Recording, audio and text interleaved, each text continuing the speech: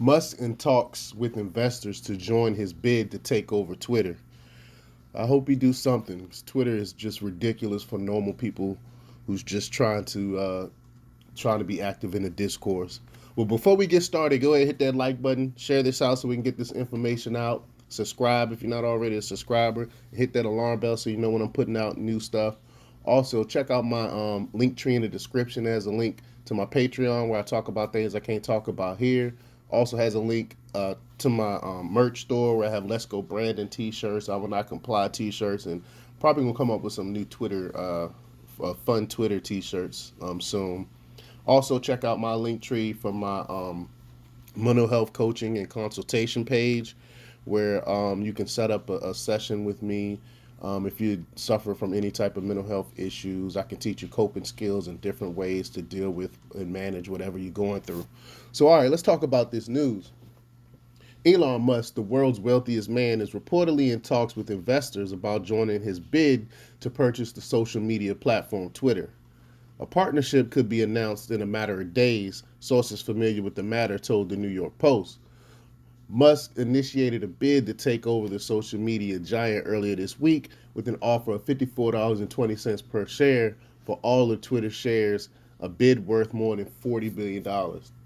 While Musk's potential partners are unknown, sources told the Post that one could be Silver Lake Partners, a company Musk has worked with in the past and is co-run by one of the members of Twitter boards of directors.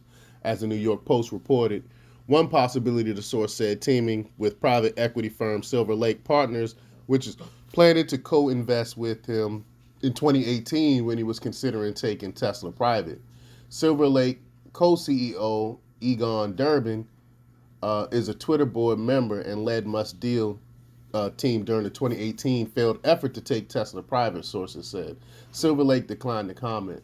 The report of Musk's strategizing comes after the Twitter board inserted a poison pill in its bylaws to stave off Musk's hostile takeover.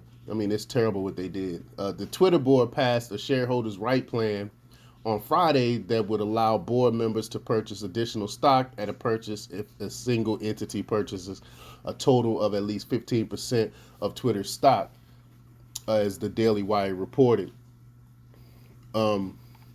Twitter's desperate gambit on Friday to stave off Elon Musk's bid for a hostile takeover is technically known as a shareholders' right plan, but investors call it a poison pill. Here's how it works.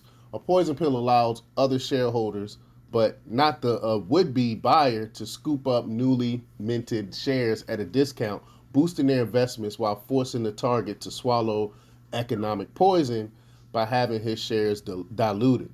The move is an unmistakable signal that the board is not interested in the prospective hostile acquirer, despite a potential profit for shareholders.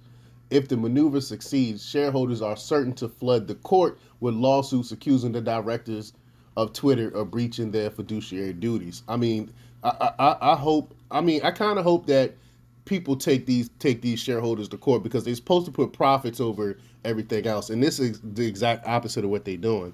But there are three possible outcomes now, none of which are ideal for Twitter's current board. Musk could win by successfully initiating a proxy contest to remove the director and nix the poison pill. Musk forces the company to find a white knight or alternative buyer, potentially at a higher price, thus making his shares more valuable. Or Musk could walk away and leave the company and the board facing a pile of lawsuits as shareholders blame them for hurting the value of their stock. And I think if that latter part happens, it could be potentially the end of Twitter. I mean, people are Twitter is not as big as they make it out to be in the first place. You know, only people that's really posting stuff on Twitter is political people. Regular people aren't really on Twitter every day. I think I saw something about Justin Bieber haven't posted anything on Twitter in a long time. Like, some of their most heavy people with the most followers on Twitter aren't even tweeting anymore. So I mean, Twitter is really just for political crap mostly. But let me know what you think. Leave your comments down below. Like, share, subscribe, and check out themarkrepublics.com for the latest in news. Until next time, peace.